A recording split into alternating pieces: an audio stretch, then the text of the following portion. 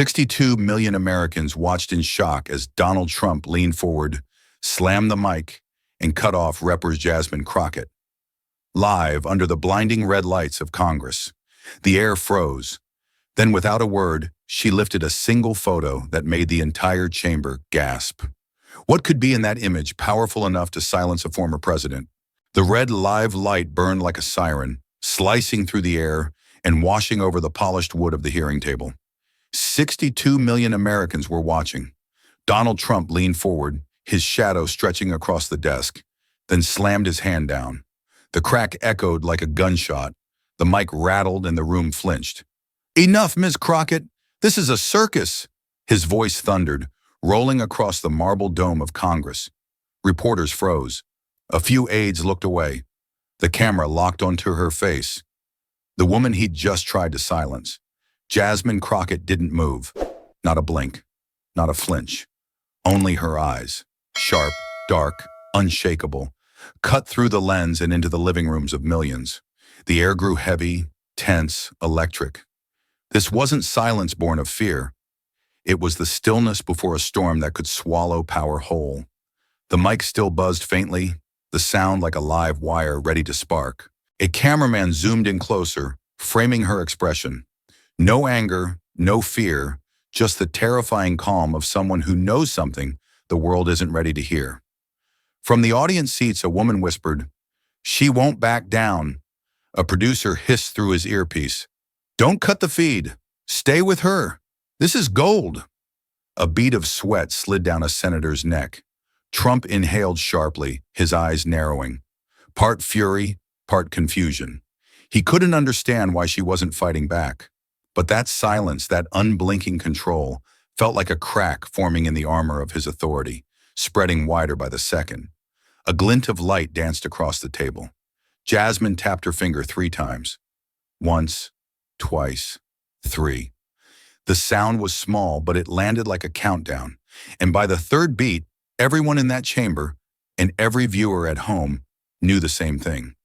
Whatever was coming next couldn't be censored, buried, or erased. The next morning, America woke up to chaos. The clip titled "Trump vs. Crockett" live exploded across every screen, looping endlessly from breakfast shows to late-night bars. It wasn't politics anymore. It was war. Commentators screamed, hashtags multiplied by the millions, and talk radio hosts turned their microphones into weapons. From Texas truck stops to New York skyscrapers, the same question ripped through living rooms and headlines. Who gave him the right to cut off a woman like that on live television? Crowds formed outside news stations. Protest signs flashed through the air. "Let her speak," while others fired back online, calling her a puppet, a drama queen, a plant. The divide wasn't red or blue anymore. It was gender, power, and truth colliding in real time. Every outlet played the clip from the same moment. Trump's hand slamming, Jasmine's silence, but each framed it differently. Some called it defiance, others humiliation, yet no one could look away. In her office, Jasmine watched the footage replay on mute. The glow of the screen flickered across her face. Not rage, not pride, just calculation. On her desk lay a worn photograph, edges curled, colors faded. A young girl, 15 maybe, eyes hollow, name long forgotten. One of Epstein's victims. The room seemed to hum with ghosts. She touched the photo lightly, tracing the outline of the girl's face. The noise outside and the shouting, the hashtags, the fury. It all faded into a low, distant hum. Her jaw tightened. "They want a show," she murmured to herself, voice barely a whisper. "But I'll give them the truth instead." Outside the window, camera lights still burned through the night, painting the sky in red and white pulses. The same relentless rhythm as the live light that had burned above her hours before. The same light that told her the world was finally watching, and that she had one shot left to show them something they couldn't unsee.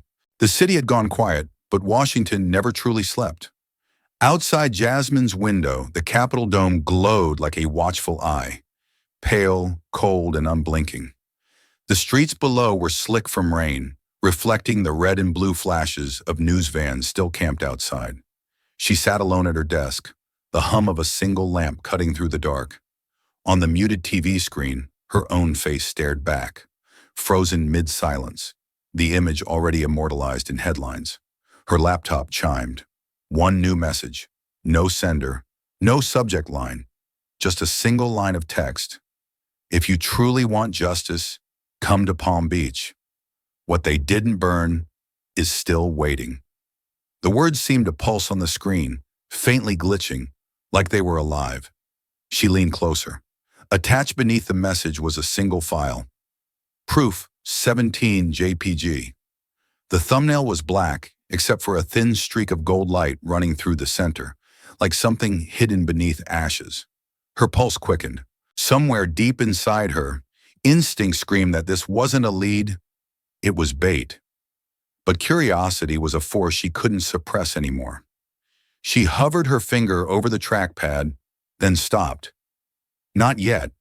She could almost feel the air in the room grow heavier, as if the city itself was holding its breath. Jasmine reached for her pen and scribbled one sentence across a yellow legal pad. Let's finish what they started. Her handwriting was steady, deliberate, like a vow etched into history. She closed the laptop, grabbed her coat, and stared out the window one last time. Below, the Capitol lights flickered in the mist. Faint, but still burning. Somewhere far to the south, another light was waiting. One that might finally expose the shadows that had fed on silence for decades. But as the elevator doors closed behind her, the question burned in her mind like a fuse. Was this the beginning of justice, or the death sentence of the woman who dared to chase it? Palm Beach wasn't sunshine that night. It was shadow. The waves slapped the rocks like fists, and the ocean wind carried a strange metallic chill, as if the air itself remembered. Jasmine stepped out of the black SUV and stared through the iron gates of the Epstein estate. The sign read, "Seized property, federal hold," but beyond it, the mansion still loomed. Pale walls, dead gardens, and windows that looked more like eyes than glass. The house wasn't empty. It was watching. Accompanied by House Counsel and 2 U.S. Marshals, she signed the entry log and stepped through the seized property gate under a site access order, her footsteps echoing against marble that had once felt the weight of secrets. Dust floated in the beam of her flashlight. Every corridor was too quiet, every door slightly ajar, as if someone had just left. Her light caught a camera lens near the ceiling, dead but still aimed. She felt a shiver that had nothing to do with cold. A voice came from the shadows. "You shouldn't be here after midnight." An old man stepped out. Gray uniform, trembling hands, the last security guard still stationed on Epstein's former property. His eyes darted between the walls like a hunted animal. "They came for everything," he whispered. "The drives, the tapes, the photos. But they missed one." He raised a shaking finger toward a cracked wall panel at the end of the hall. In there, a backup, a copy he made for insurance. Thunder rolled over the sea. Jasmine moved closer, her flashlight flicking across peeling wallpaper. "You're saying the FBI didn't take it?" she asked. The guard swallowed hard. "Ma'am, the FBI took what they were told to take, not what mattered." Her light caught something, a faint outline in the plaster, like a square hidden beneath paint. She ran her hand over it. The wall sounded hollow. The guard's breathing quickened.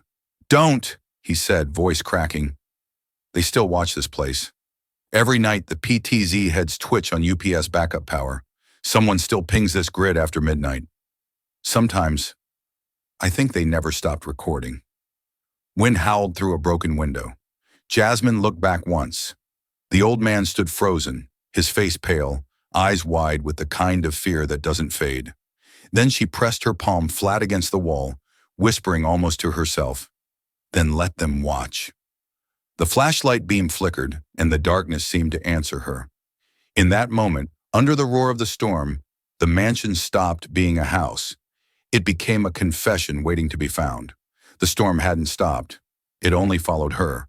By the time Jasmine left the mansion, the wind was howling through Palm Beach like an animal freed from its cage.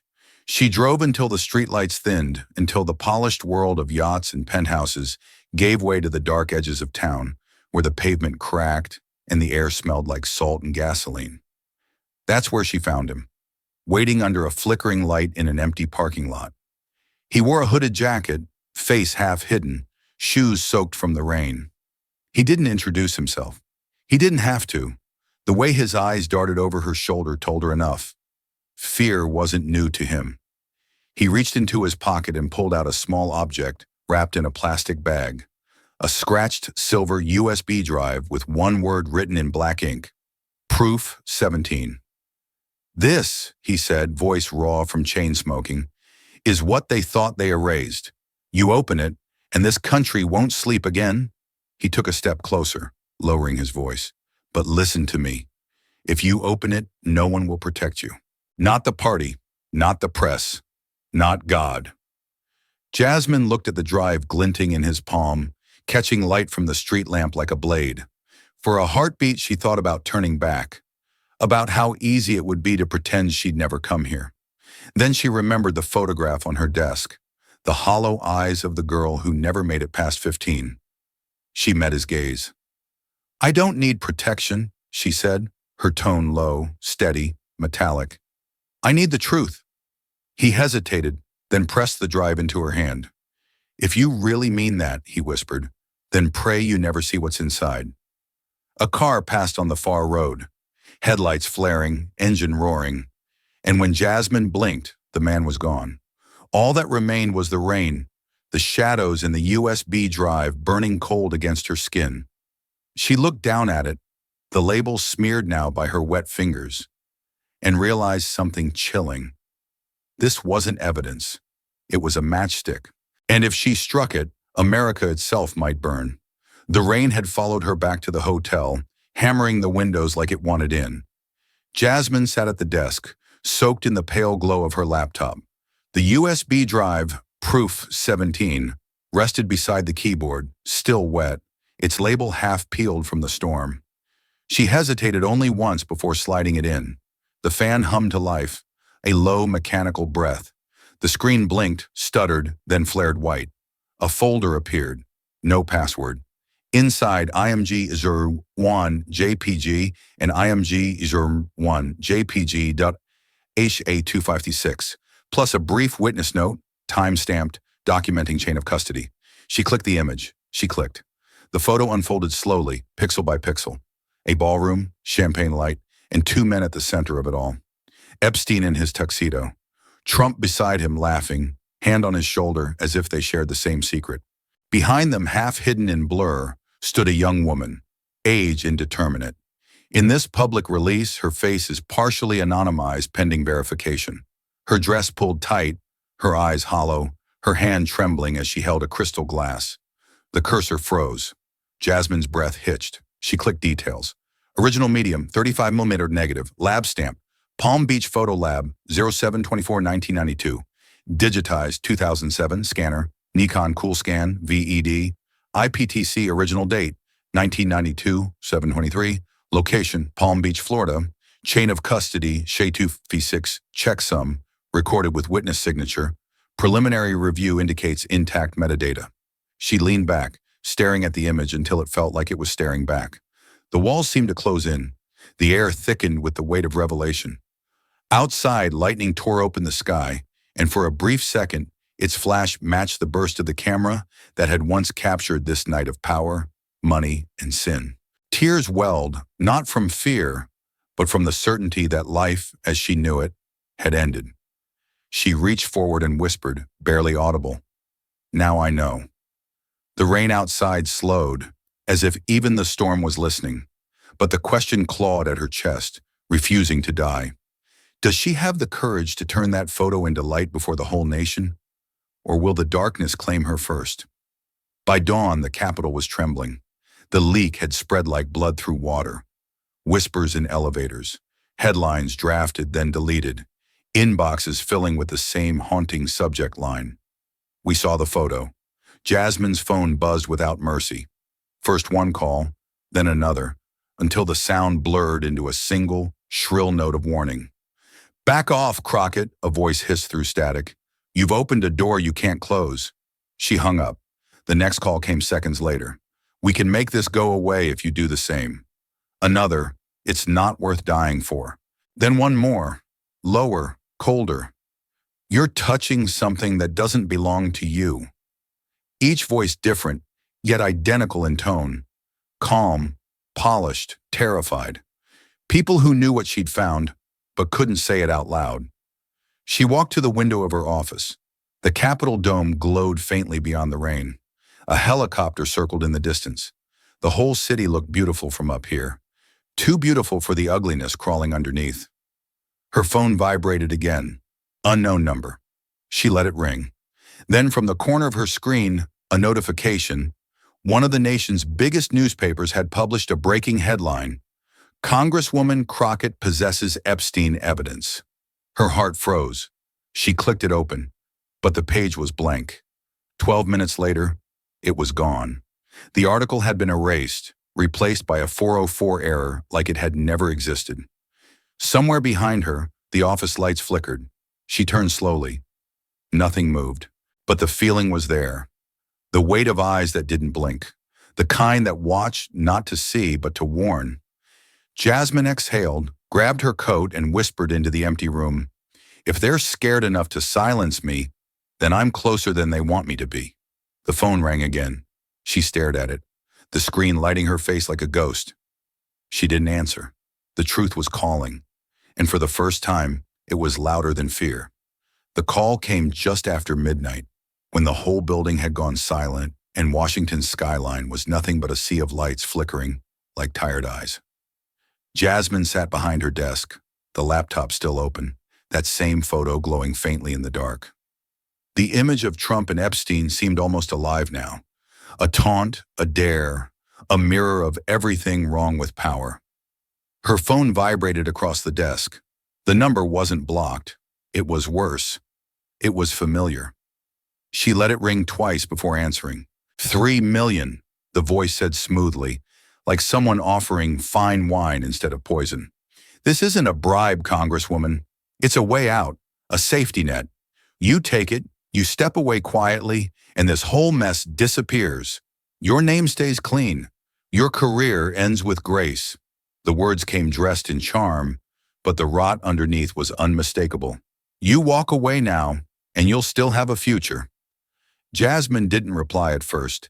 She leaned back, watching the reflection of the Capitol dome shimmer on her window. It looked like it was floating in black water.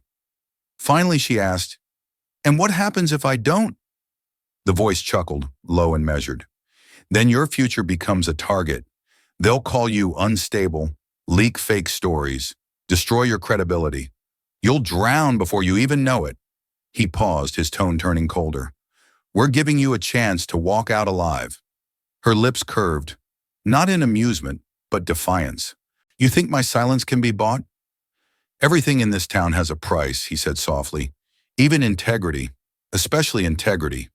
She rose from her chair, slow and deliberate, crossing to the window. Her voice came out steady, each word sharp enough to cut glass. "Then I must be the one thing you can't afford. Tell them that."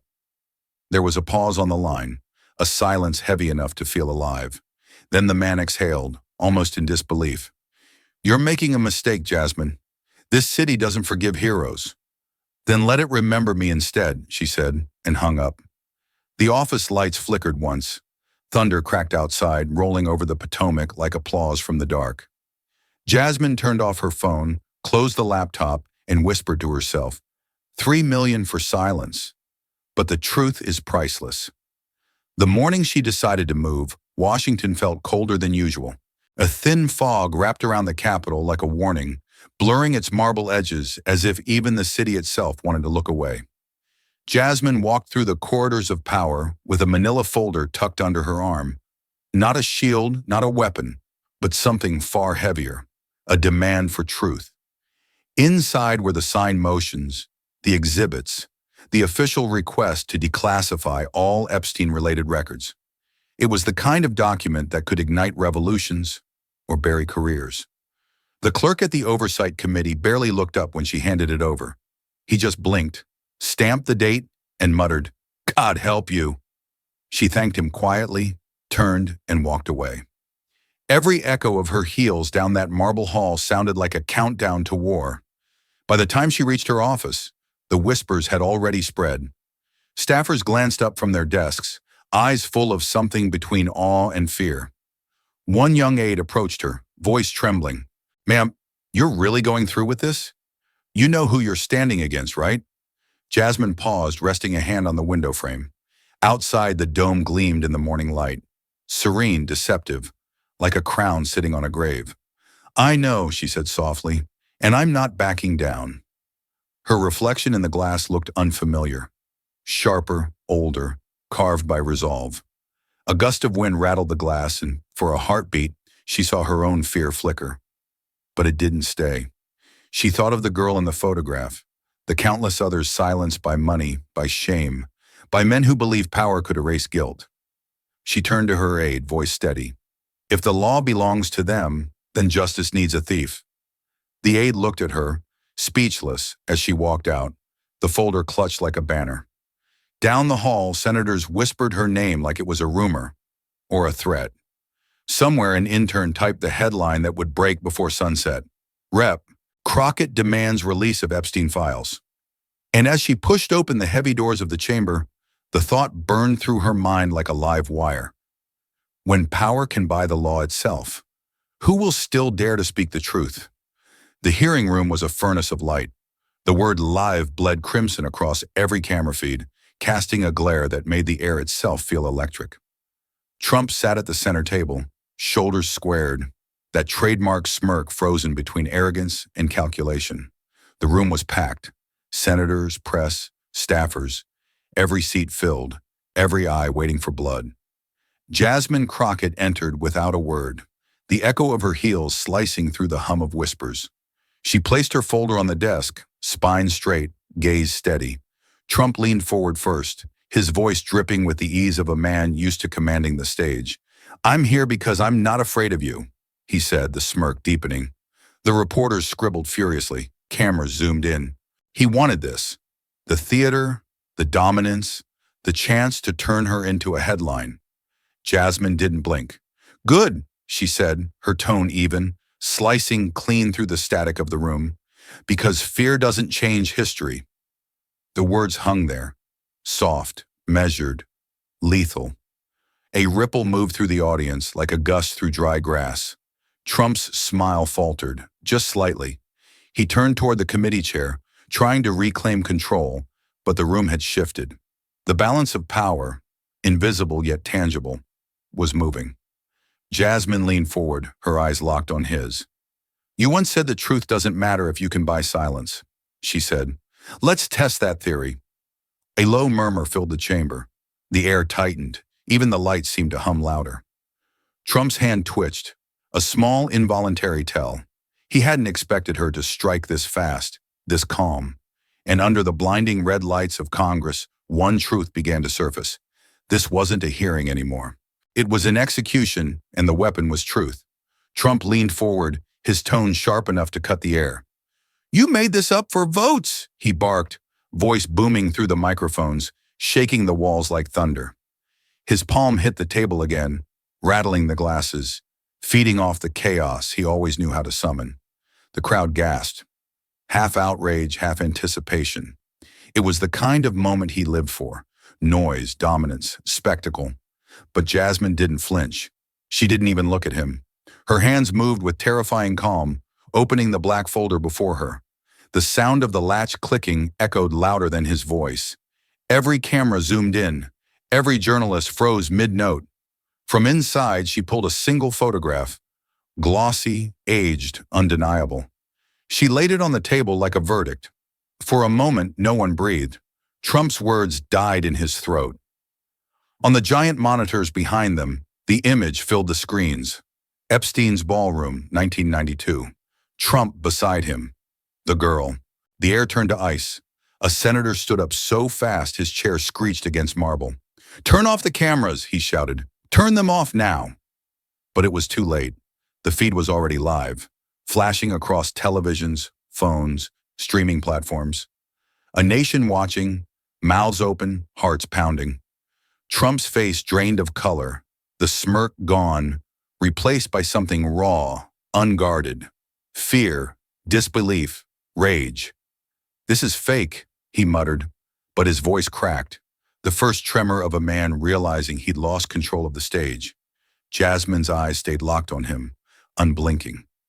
"Then you won't mind if the metadata is shown," she said softly, almost tenderly. Technicians hesitated, their fingers trembling over switches they no longer controlled. Outside, millions were already taking screenshots, freezing the moment, immortalizing the image. Inside the chamber, chaos bloomed. Shouts, footsteps, security rushing forward. Through it all, Jasmine remained seated, her hands still resting on the photo, her voice calm in the storm. "You can silence me," she said, eyes never leaving him, "but not the truth." And somewhere, far beyond those marble walls, an entire country finally saw what power had tried to hide. The country froze. For a full 60 seconds after the photo hit the screens, there was nothing. No anchor's voice, no applause, no spin, just the sound of collective silence echoing through living rooms, airports, and congressional halls. Then the storm hit. Social media detonated. Hashtags multiplied like wildfire. Crockett exposed truth, fake files, Epstein revealed. Servers crashed under the weight of rage and disbelief. One half of America called it the moment history blinked. The other half called her a traitor. News networks cut between angles of chaos. Trump pushing past aides, jaw tight, refusing to look back. Senators whispering furiously behind cupped hands. Staffers deleting footage that was already everywhere. Outside the Capitol, crowds gathered, some chanting her name, others demanding her arrest. Inside the chamber, Jasmine sat alone at the table, her posture still straight, the black folder now closed before her like a coffin. A producer whispered into her earpiece, "He's gone." She didn't move. Across the room, Trump's chair still rocked slightly, the ghost of his presence vibrating through the air like leftover thunder. She finally exhaled, a long breath that carried both exhaustion and defiance. "They can break me," she said quietly, her voice caught on the hot mic, "but they can't erase what the world just saw." The line hit the airwaves raw and unedited, traveling faster than any order to censor it. Within minutes, it was a quote, a meme, a rallying cry. Reporters swarmed the corridor, shouting questions she couldn't hear. In her chest, her heart hammered, not from fear, but from the gravity of what she'd unleashed.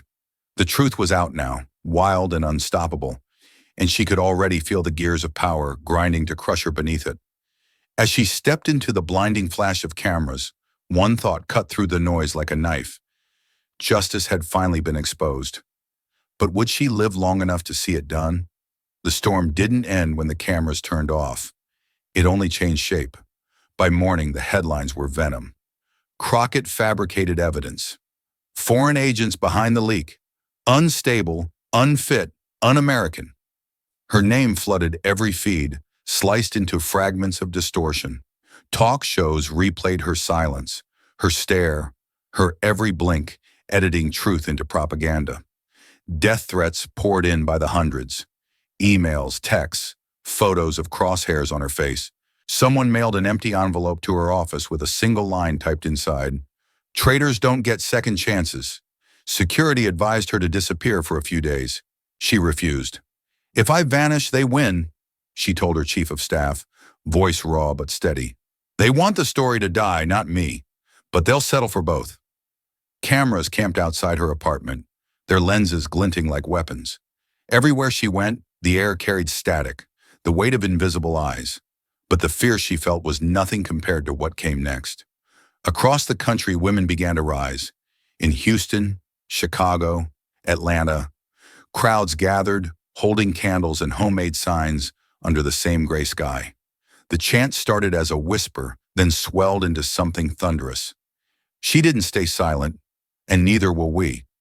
Photos of nurses marching with hospital badges, teachers holding classroom posters, veterans with medals pinned to their coats filled the internet. One image went viral. A girl no older than 16 standing in the rain, holding a cardboard sign scrawled in red marker. "I could have been her."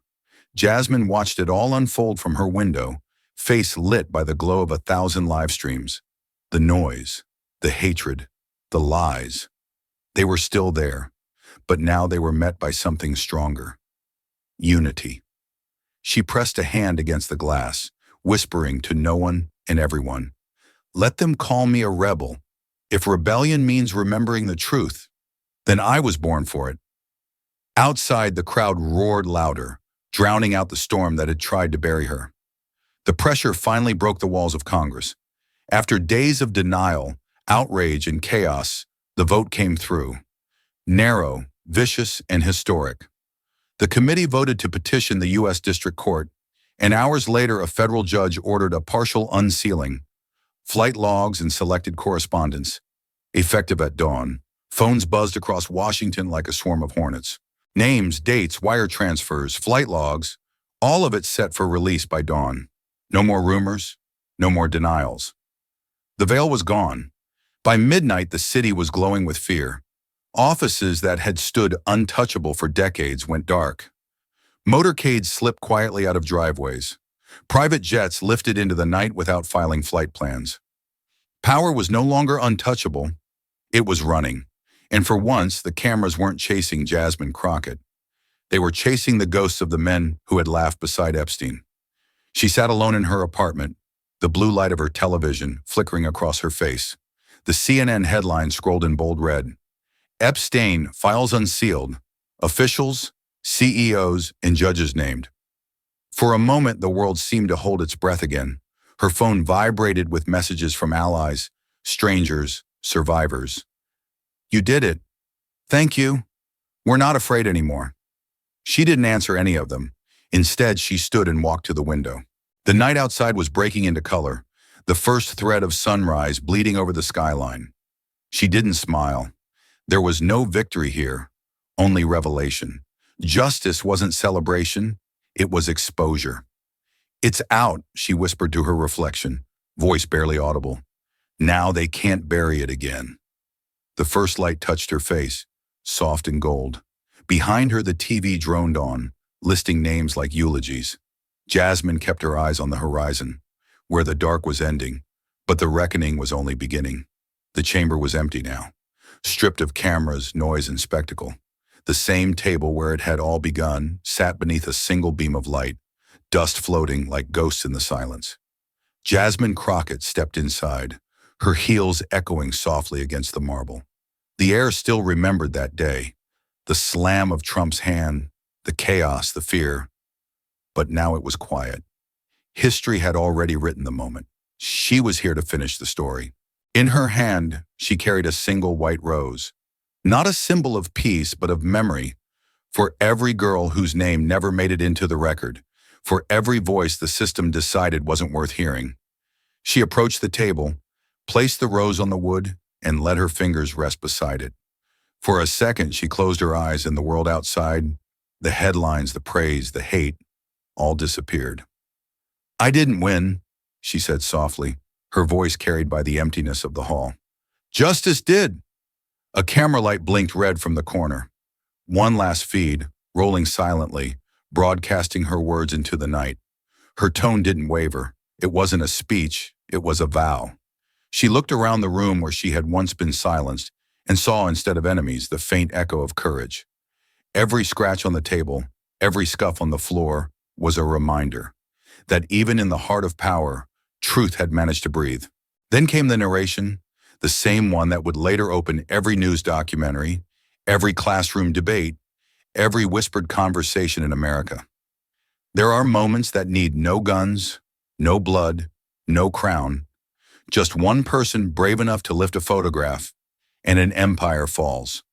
Jasmine turned toward the great wooden doors, her silhouette cutting across the light. Behind her, the white rose glowed against the darkness, untouched. Outside, the first rain of spring began to fall, washing the marble steps clean. She stopped, looked back once, and whispered, "Let them remember what silence costs." Then she walked into the storm, and as thunder rolled over the Capitol, the question that would haunt a generation echoed across America. When truth knocks at your door, will you rise or stay seated in the dark? Courage isn't the absence of fear. It's moving forward even when fear still breathes down your neck. When one person stands for truth, they ignite hope in millions of others. And you, when faced with injustice, will you stay silent or stand up to make it right? Truth is a flame. They can try to bury it, but it burns through every wall of power. If this story touched you, don't just scroll, like, share, and subscribe so the truth can travel further and louder. Let every act of courage light another spark. This story is a dramatized narrative for reflection and education. It does not represent any specific individual or institution. Viewer interpretation is encouraged. Responsibility for conclusions rests with each audience member. Now it's your turn. When truth stands at your door, will you open it or turn away? Tell us in the comments. I'll be reading your voices.